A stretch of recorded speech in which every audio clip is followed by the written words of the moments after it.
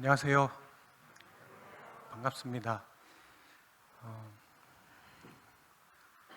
제가 이태경교회로 주말 부흥회를 왜 오게 됐을까 이제 궁금했었는데요.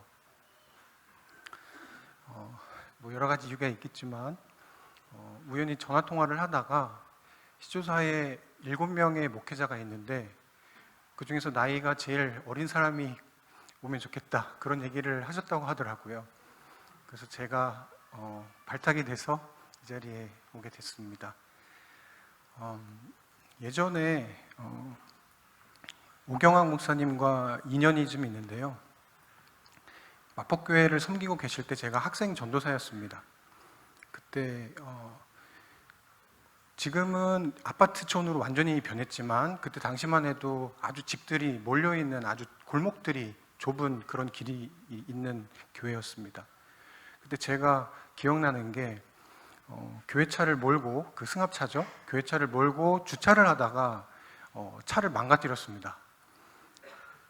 그런데 이제 목사님께서 아무 일도 없는 것처럼 그 일을 잘 해결해 주셔가지고 제가 그때 마음에 큰 부담을 안고 있다가 목사님의 해결로 그 일을 잘 마쳤던 거로 기억합니다. 다시 한번 또 시조사가 지금 어려운 재정 문제에 놓였는데 가장 먼저 불러주셔서 이렇게 시조 권장과 더불어서 주말 부흥의 시간을 갖도록 인도해 주신 하나님께, 그리고 우리 오경학 목사님과 모든 성도님들께 감사 말씀드립니다.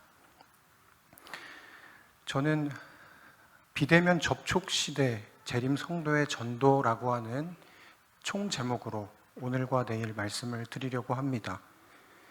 이 시간에는 조금 무거운 이야기를 드리려고 합니다. 아픔, 고통, 악, 그리고 믿음의 위기, 이런 이야기를 좀 드리려고 합니다. 인간의 고통에 대해서 재림 성도는 그리스도인으로서 어떻게 주변의 사람들에게 말해야 할까? 우리가 사실은 지금 한 번도 경험해보지 못한 대유행 감염병을 겪고 있습니다. 이런 문제를 놓고 우리는 이것을 성경적으로 어떻게 보아야 하는지에 대한 수많은 이야기들을 나누었을 것입니다. 오늘 그 중에 그 한 부분으로 이 이야기를 다루려고 하는 것입니다. 왜냐하면 우리의 후대 세대 아이들 그리고 청소년들은 어쩌면 지금 이렇게 다 마스크를 끼고 계신데요. 앞으로 평생 마스크를 끼고 살 수도 있습니다. 어쩌면 마스크가 아니라 방독면을 끼고 살 수도 있는 시대가 올지도 모릅니다. 이런 시대에 오늘 우리는 이런 고통의 문제를 놓고 어떤 그리스도인으로서의 할 말을 가져야 하는가? 이것이 오늘 이 저녁에 우리가 함께 나눌 말씀의 주제입니다. 1755년 11월 1일이었습니다. 아주 좋은 날씨였어요.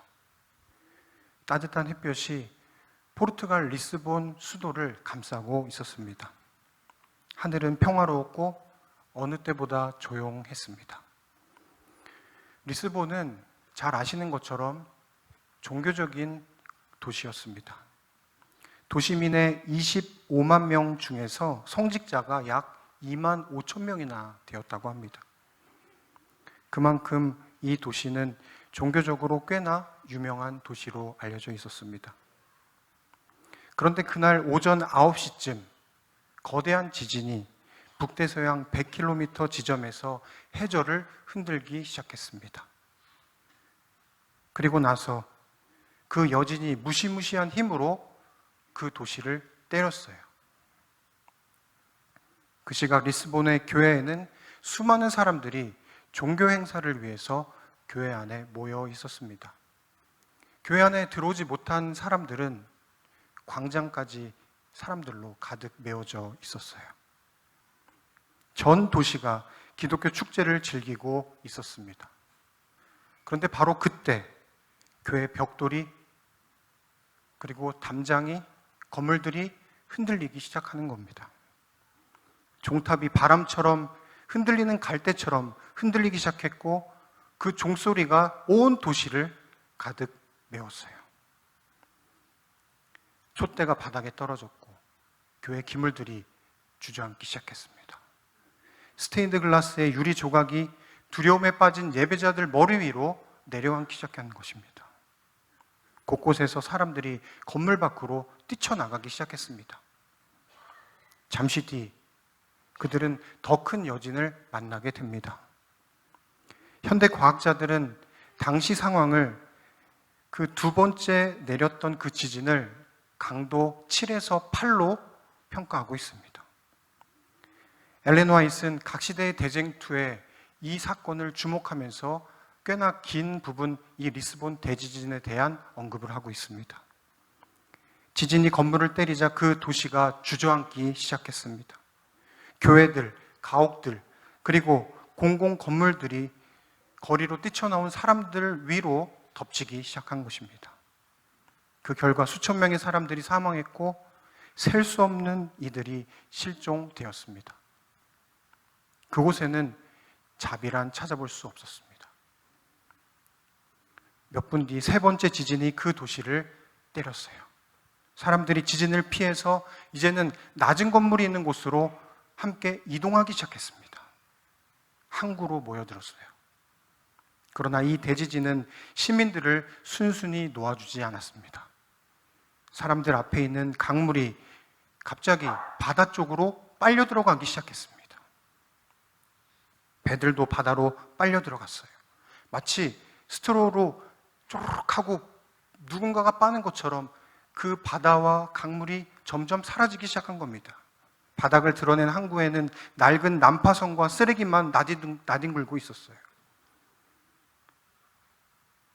불안한 징조에 놀란 사람들이 그 뒤를 돌아보았고 자신의 머리 위로 다가온 아주 큰 거대한 물벽을 보게 되었습니다. 쓰나미였어요. 이 거대한 물벽은 수없이 많은 사람들, 항구에 모였던 사람들을 순식간에 휩쓸고 지나가 버렸습니다. 두려워할 새도 없는 짧은 찰나에 일어난 일이었습니다. 수천 명의 사람들이 갑작스러운 쓰나미에 목숨을 잃었습니다. 가장 즐거운 종교적인 날에, 하나님을 예배하는 날에 수많은 사람들이, 얼마나 많은 사람들이 죽었는지 알 수 없을 정도였습니다. 확실한 것은 그 후 몇 주가 지나서 계속해서 희생자들의 시체가 물 위로 떠올랐다라고 하는 것뿐이었습니다. 그런데요, 여러분, 이 지진의 충격은 그냥 단지 리스본이라고 하는 도시만 때린 것이 아니었습니다. 전 유럽의 사람들의 생각을 때렸어요. 그때까지만 해도 사람들은요, 하나님이 계실까? 하나님은 위대하셔. 이것이 이 사람들에게 보편적인 신앙심이었습니다. 그런데 이런 재난을 맞고 난 다음에 사람들의 생각이 바뀌게 된 겁니다. 과학과 이성이 발달하기 시작하면서 이 사건이 터지자 사람들의 세계관이, 그 사람들의 종교심이, 하나님을 믿었던 그들의 믿음이 위기가 되어서 돌아오게 된 것입니다. 이때 기독교 신앙을 가진 유럽인들이 한 공통된 질문을 던졌습니다. 하나님은 계시냐? 하나님이 계시다면 이런 재난 속에서 왜 하나님은 아무 일도 하고 계시지 않는 것인가?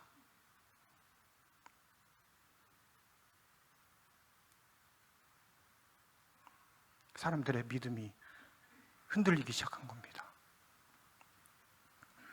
어쩌면 우리 가운데, 그리고 우리 주변에 이 코로나 때문에, 이 감염병, 그리고 이런 수없이 많이 일어나는 재난 때문에, 그리고 개인적으로 겪고 있는 고통 때문에 하나님이 정말 계실까? 라고 하는 의문과 질문을 갖고 이 자리에 와 있는 분들도 계실 겁니다. 그리고 나서 한 철학자가 이 질문을 가지고 한 용어를 만들어냈어요. 신정론이라고 하는 단어였습니다. 이 단어는 하나님 그리고 정당성이라고 하는 두 단어가 합쳐진 단어입니다. 단순히 말해서 하나님은 공의하신가? 하나님은 이 재난 속에서 정당하신가? 이것이 이 사람들의 질문이었다는 것입니다. 오늘 이 자리에 앉아있는 제7일 안식일 예수재림교 퇴계원교회 교인 여러분들은 어쩌면 이런 똑같은 질문을 가지고 고민할 수도 있고, 또 주변에 있는 사람들이 이러한 질문을 가지고 우리에게 물어왔을 수도 있습니다. 그리스도인으로서 우리는 악과 고통과 믿음의 위기를 일으키는 이러한 문제에 대해서 어떻게 말해야 할까요?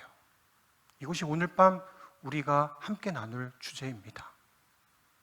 그런데요, 미리 말씀드리지만 저는 이 문제에 대한 해답을 갖고 있지 않습니다. 수많은 학자들이 이 문제를 다루었고 이것을 답하려고 시도했지만 고통 속에 있는 사람들에게 위로가 되지 못했어요. 저 역시 이 질문에 답을 드리지 못합니다. 하지만 이 설교가 마치고 나면 여러분의 마음속에 이 질문의 해답을 찾기 위해서 계속해서 생각하게 될 것입니다.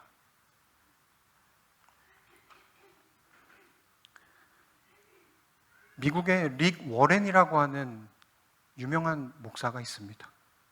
새들백이라고 하는 교회의 담임 목사입니다.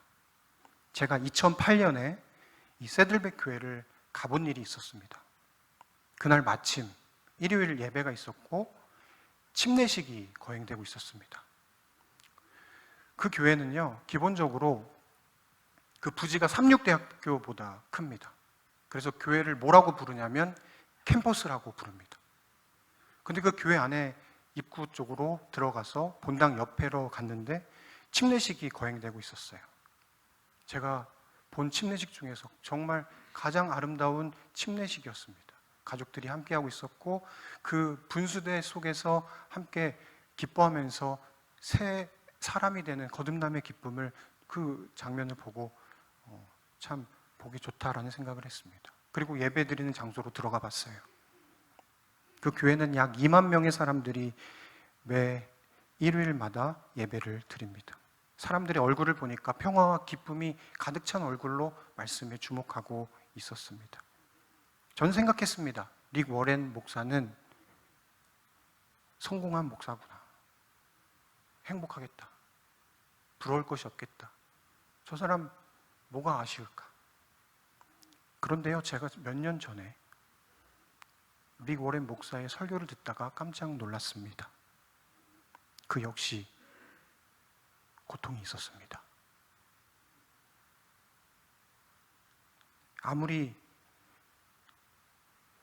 베스트셀러를 출판해서 그 인세로 부를 얻고 사람들의 존경을 받는, 그리고 아주 큰 교회를 세운 목사이지만 이 사람에게도 삶의 고통이 있었다라고 하는 것입니다. 그것은 바로 태어날 때부터 아팠던 그의 막내 아들에 관한 것입니다. 매튜라고 하는 아들이 있었습니다. 정신질환을 앓고 있었어요.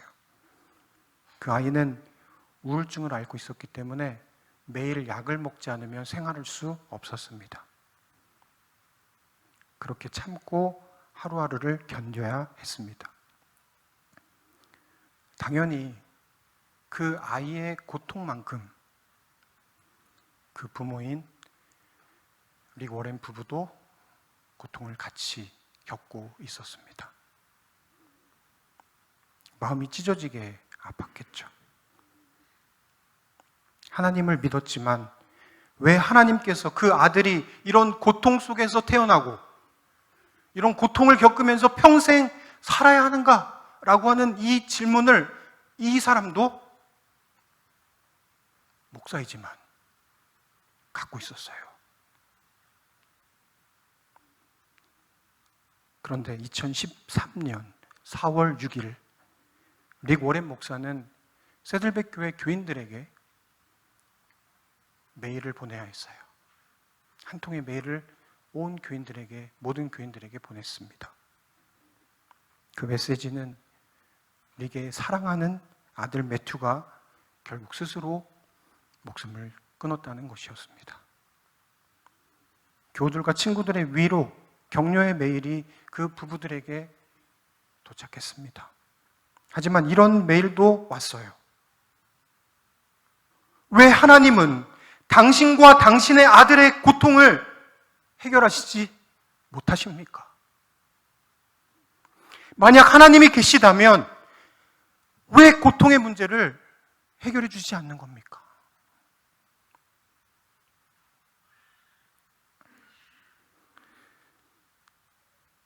아들 매튜의 죽음 뒤 이 릭 워렌 목사는 어떤 설교를 교인들에게 할 수 있었을까요? 아픔, 고통, 악, 그리고 믿음의 위기에 대해서 오늘 우리는 이 세상에 뭐라고 말해야 할까요?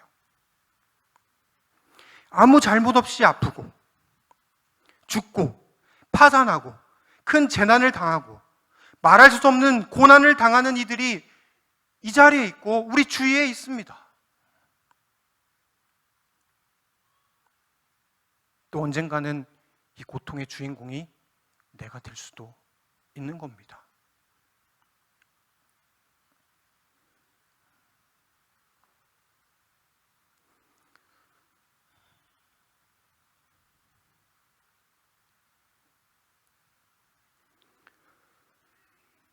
사실 저는 이 고통의 문제에 대해서 관심이 없었습니다.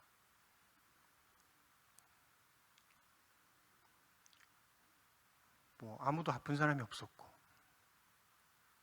행복한 가정이었고 아무 문제가 없다고 생각했습니다.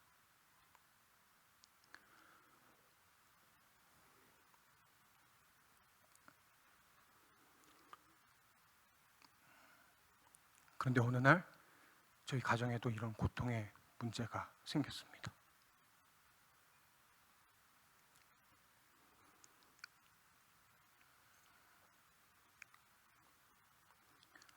여동생의 신장에 문제가 생겨서 수술을 하지 않으면 투석을 평생 동안 받고 살아야 한다는 것이었습니다.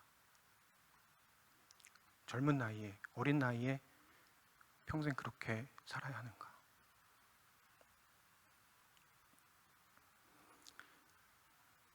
가족 중에 한 명이 신장 이식을 할 수 있다는 것을 알고 있었기 때문에 제가 하겠다고 했습니다.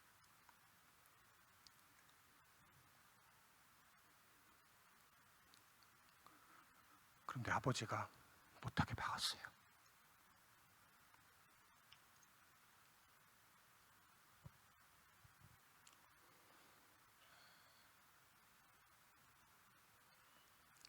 다행히 수술이 잘 맞췄습니다. 그리고 나서 제가 이제 여동생은 어머니가, 아버지는 제가 돌봐드리면서 한 10일 정도 평생 아버지랑 나눠보지 못했던 이야기들을 나눴습니다. 그때 생각했어요.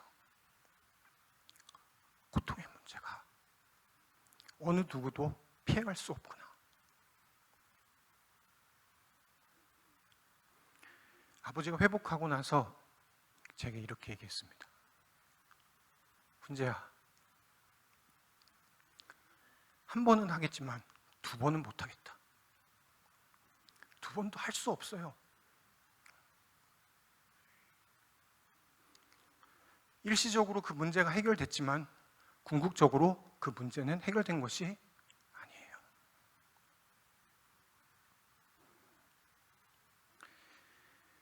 오늘 이 자리에 있는 여러분들은 아까 말씀드린 것처럼 다 마스크를 끼고 있어요.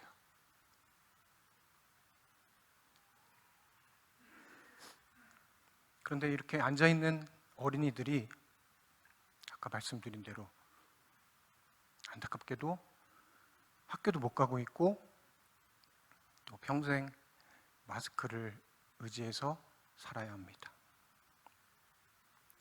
이런 고통 속에 예수님은 뭐라고 말씀하셨을까? 그것이 제가 찾고자 하는 답이었습니다. 오늘 그 말씀의 답을 성경 속에서 충족하진 못하더라도 우리 예수님께서 하셨던 말씀을 한번 귀 기울이시면 좋겠습니다. 마태복음 13장 24절에서 30절의 말씀입니다.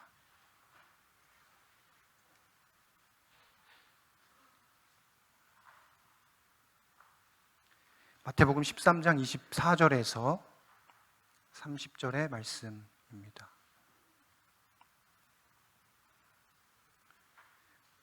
제가 짝수를 읽고 여러분들이 홀수절을 읽어주시면 감사하겠습니다.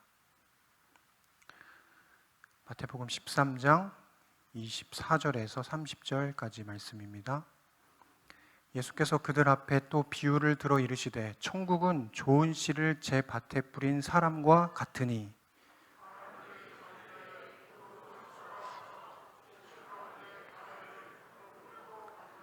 싹이 나고 결실할 때에 가라지도 보이거늘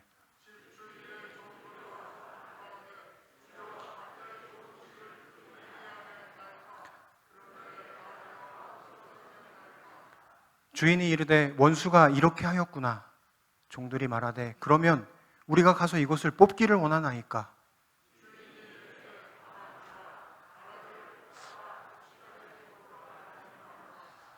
둘 다 추수 때까지 함께 자라게 두라. 추수 때에 내가 추수꾼들에게 말하기를 가라지는 먼저 거두어 불사르게 단으로 묶고 곡식은 모아 내 곡간에 넣으라 하리라. 이 짧은 성경절 속에 아까 우리가 나누었던 하나님은 공의하신가라고 하는 신정론의 문제가 담겨져 있습니다. 아픔, 고통, 악, 그리고 믿음의 위기에 관한 하나님의 대답이 있습니다. 그런데 이 대답을 찾기 전에 우리는 세 가지 질문을 여기서 발견할 수 있습니다. 첫 번째, 가라지는 어디서 오는가? 들에서 일하던 종들이 가라지를 보고 즉시 주인에게 물었습니다. 이 질문은 이와 같습니다. 하나님, 악은 어디서 온 것입니까? 하나님, 이 코로나는 도대체 어디서 온 것입니까? 하나님, 이 고통은 어디서 온 것입니까? 당신에게서 온 것입니까? 하나님, 당신이 이 세상을 창조하셨죠. 그럼 왜 우리는 이런 아픔과 고통과 악과 재난, 질병, 슬픔, 그리고 죽음을 경험해야 합니까? 이 질문입니다. 25절에 이렇게 말합니다. 원수가 와서 곡식 가운데 가라지를 뿌리고 갔다. 하나님은 아픔, 고통, 악, 그리고 죽음을 의도하지 않으셨습니다. 이것은 하나님의 문제가 아니에요. 이러한 문제는 하나님이 아니라 원수, 사탄에게서 온 것이라고 예수님은 분명하게 말씀하고 계십니다. 젊은 엄마의 목숨을 앗아간 암, 무자비한 범죄자의 손에 죽은 무고한 생명, 아우슈비츠의 가스방, 세월호의 그 죽음을 당한 고등학생과 선생님들, 이것은 다 하나님의 계획이 아닙니다. 쓰나미, 그리고 일본에 있었던 지진, 동해의 산불, 이런 세상의 전쟁, 재난들, 이런 것들은 하나님의 씨가 아닙니다. 그것은 사탄의 뿌린 씨로 말미암아 생겨난 것입니다. 두 번째 질문입니다. 우리가 그것을 고칠 수 있을까요? 28절에 종들이 묻습니다. 우리가 가서 가라지를 뽑아버릴까요? 주인이 대답합니다. 뭐라고 하나요? 가만두어라. 가라지를 뽑다가 뭐까지 돼요? 곡식까지 뽑을까 염려하노라. 인간은 이 세상의 고통의 문제를 궁극적으로 해결할 수 없습니다. 아무리 과학기술이 발달해도 코로나를 정복할 수 없어요. 우리의 건강 문제, 우리는 영생할 수 없습니다. 사실 우리는 밀과 가라지를 구분하지도 못해요. 지금 가라지를 뽑는 것은 하나님의 방법이 아니라고 말하는 것입니다. 우리는 하나님이 이 세상에 직접 개입해서 이 문제를 바로 즉시 해결해 주기를 요청할지도 모르겠습니다. 그러나 이것은 하나님의 방법이 아니라고 분명히 말씀하셨어요. 만약에 하나님께서 이것을 즉시 그분의 능력을 가지고 행하시게 되면 더 큰 문제가 생겨나게 됩니다. 이유는 간단해요. 한번 가정해 보겠습니다. 그분이 이 모든 악들, 질병들, 탐욕, 폭력, 미움, 그리고 모든 고통을 제거한다고 생각해 보세요. 그러면 오늘 한 주 동안 살아왔던 이 자리에 앉아 있는 여러분들이 하나님의 정의 속에서 안전하게 설 수 있을까요? 한 명도 없을 겁니다. 이 교회에서 누가 살아남을 수 있겠습니까? 마지막 질문입니다. 그럼 이 고통이 얼마나 오래 갈까요? 30절입니다. 함께 읽어보도록 하겠습니다. 시작.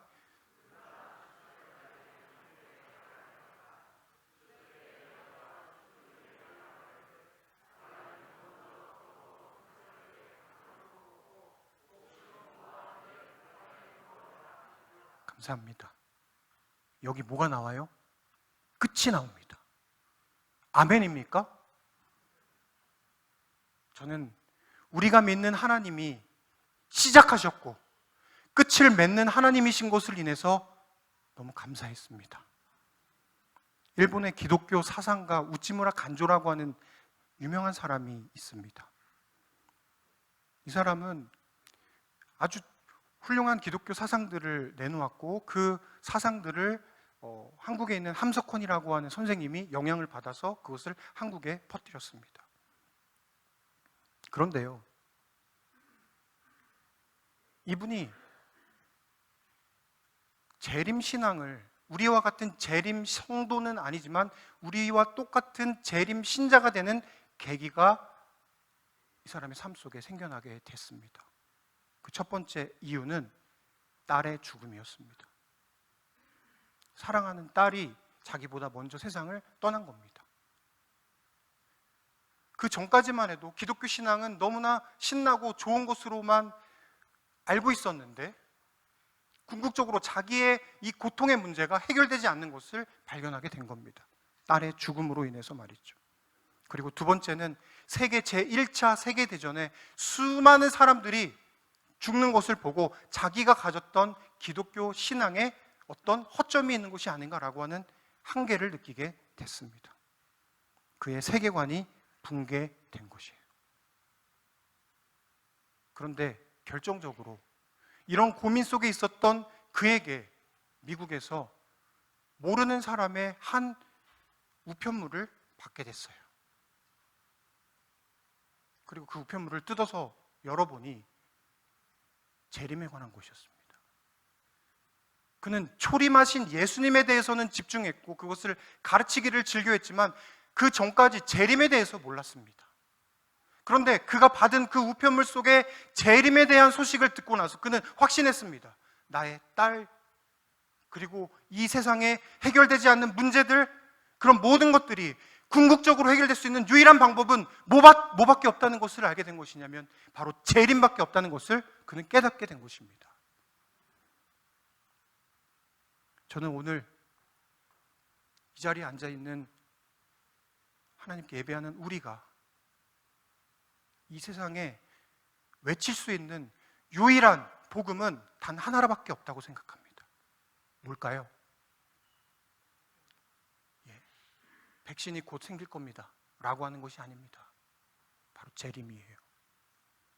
예수님이 다시 오지 않으면, 그분이 다시 오시지 않으면 이 모든 문제는 궁극적으로 해결될 수가 없다는 사실을 우리는 믿고 사는 주님의 백성이라고 하는 사실에 인해서 오늘 함께 아멘으로 우리의 신앙을 고백하게 되면 좋겠습니다.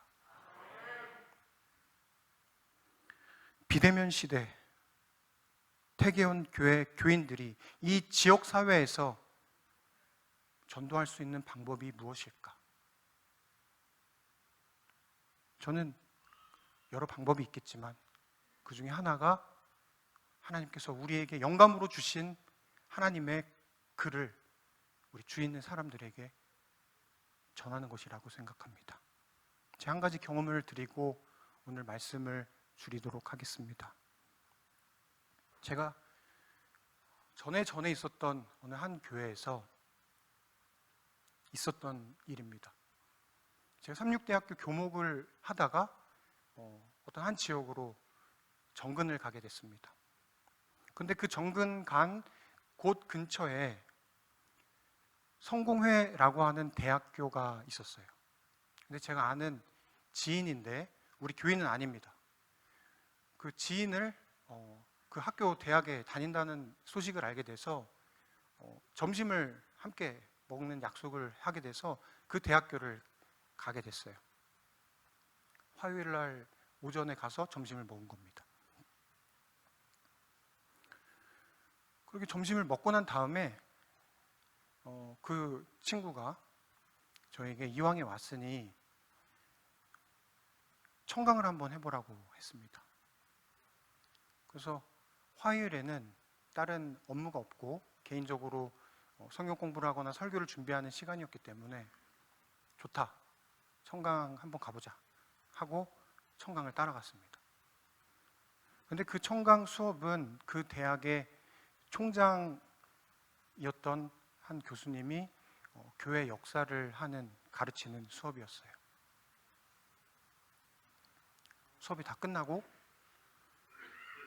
이제 낯선 얼굴이 있으니까 그분이 제게 물었습니다. 어떻게 오게 됐냐고. 제가 삼육대학에서 근무하다가 이곳으로 정근 오게 됐습니다. 이렇게 얘기했어요. 그러더니 그분이 삼육대학이요? 하면서 그러면 안식교인가요? 이렇게 묻더라고요. 제가 네, 그렇습니다. 이렇게 얘기했어요. 그랬더니 그분이 10초 동안 아무 말씀을 안 하시는 거예요. 속으로 생각했습니다. 그 10초가 얼마나 긴지요. 아, 이분이 우리를 별로 좋아하시지 않는구나. 근데 10초 뒤에 그분이 이렇게 얘기했습니다. 혹시 엄부석 목사님을 아세요? 엄부석 목사님은 저를 모르지만 저는 엄부석 목사님을 알잖아요. 그래서 잘한다고 말씀드렸어요. 그랬더니 그분이 그 총장님의 사모님 쪽에 그 부모님과 그 가정이 다 재림교인인데 엄부석 목사님이 그 사모님의 이모부라고 얘기를 했어요. 아주 가까운 친척이었습니다. 그러면서 저보고 계속 청강을 오라고 하는 거예요. 좋다고 얘기했습니다. 그리고 나서 한 주, 2주 뒤에 이렇게 수업을 하는데 대학원 박사 학생들이 하는 수업이었기 때문에 한 12명 정도밖에 되지 않습니다. 둘러 앉아서 수업을 하고 있는, 얼굴이 다 보이는 가운데 수업을 하는 거예요. 저는 뭐 그냥 청강하러 왔으니까 이렇게 쭈뼛쭈뼛 이렇게 듣고만 있었습니다. 그런데 그날따라 그 교회 역사에서 주제가 뭐였냐면 이단의 역사였어요. 이단 그러면은 왠지 재림교회는 본인이 이단이 아닌데도 이상하게 찔리는 기분이 들잖아요. 뭔가 불편한 그런 마음이 자꾸 이렇게 들었습니다. 그런데 그 교수님이 갑자기 수업 중에 수업을 멈추고 학생들에게 이렇게 질문했습니다. 여러분, 안식교가 이단입니까? 갑자기 수업 중에 학생들이 아무 말 없이 조용하게 침묵 속으로 빠져들었습니다. 저는 안절부절 못하고 그냥 그 자리를 지키고 있었죠. 그리고 나서 그 교수님이 옆에 있는 한 여학생에게 안식교가 이단이냐고 또 질문했어요. 그러자 그 여학생이 얼굴이 울그락불그락 그러더니 갑자기 입을 여는 겁니다. 자기가 다른 교회, 다른 교단의 예배를 많이 가보진 않았지만 자기 평생에 가장 인상 깊었던 예배 중에 하나가 안식교에서 드렸던 예배입니다. 딱 얘기하는 거예요. 제가 깜짝 놀랐습니다. 아마도 제 추측으로는 영어학원을 다녔던 것 같습니다. 그때 들었던 설교, 저는 아직도 못 잊습니다. 그렇게 얘기했어요. 그리고 나서 한 30분을 그 교수님이 안식교가 이단이 아닌 이유에 대해서 강의하시기 시작했어요.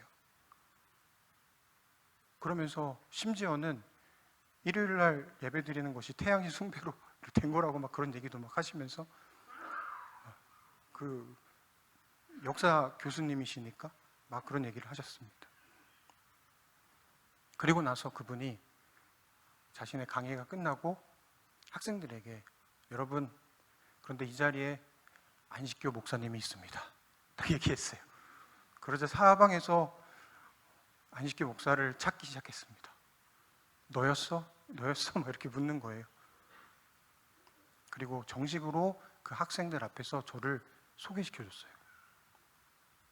그 다음에 그 학생들과 제가 친구가 됐습니다. 청강을 계속 가면서. 한 번은 가평에 자신의 별장이 있는데 그 별장에 MT를 간다는 거예요, 학생들이. 저는 그런가 보다 했죠. 근데 저보고 같이 가자는 겁니다. 그래서 제가 교회차를 빌려서 저희 교회차로 MT를 다녀왔습니다. 그러면서 그 사람들과 관계를 맺고 친구가 됐어요. 그러다가 한 2년을 청강을 다녔는데요. 이왕에 이렇게 청강 다닐 거 한번 학위를 받아볼까? 라고 하는 생각이 들었어요. 그래서 이렇게 홈페이지를 들어가 봤더니 토요일 날 시험인 거예요. 그러면서 그 홈페이지 바로 맨 밑에 당구장 표시가 돼 있으면서 날짜는 절대 바뀌지 않습니다. 그래서 제가 그냥 청강만 해야 되는구나 이렇게 생각하고 접었어요. 그런데 저에 대해서 잘 알고 있는 그 박사학생 친구들이 대학 원장을 찾아가고 교무처장을 찾아가서 이 사람은 토요일 날 예배를 드려서 시험을 못 보니 날짜를 바꿔달라고 요청을 했어요. 그리고 나서 진짜 날짜가 바뀌어서 시험을 보고 들어가게 됐습니다. 얼마 전에 공부를 다 마쳤어요. 그런데 제가 그 속에서 한 가지 느낀 것은 뭐냐면 이 사람들에게 어떻게든 재림 기별을 전할 수 있을까? 그런 고민이 들기 시작한 겁니다. 왜냐하면 그분들과 친구가 되기 전까지는 그분들은 저와 상관이 없는 사람들이었어요. 그런데 친구가 되고 나니 우리가 갖고 있는 이 재림신앙을 그분들에게 어떻게든 전할 수 있을까라고 하는 고민이 들기 시작한 겁니다. 그리고 지금은 같이 수업을 듣지 못하기 때문에 만나지 못하기 때문에 그분들에게 우리 교회에서 나온 출판물들을 선물하기 시작했습니다. 어떤 분에겐 책을 선물했고 어떤 분들에겐 우리 교회 가정과 건강이나 또 시조를 보내기 시작했습니다. 지금도 보내고 있어요.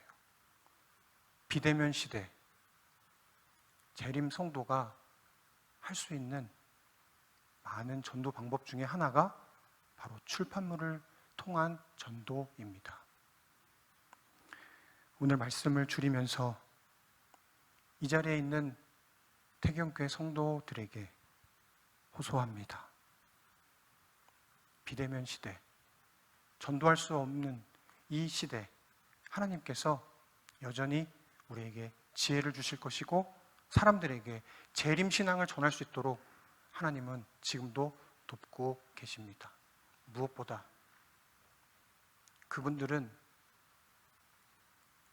하늘이라고 하는 약속이 없어요. 어떻게 보면 난민과 같습니다. 그러나 이 자리에 앉아있는 우리들은 어떻습니까? 비록 마스크를 끼고 살고 있지만 뭐를 기대할 수 있어요? 하늘나라를 기대할 수 있습니다. 오늘 우리가 가진 그 기쁨을 다른 사람들에게 함께 나눌 수 있는 귀한 주님의 자녀들이 되길 바라며 말씀을 마치겠습니다.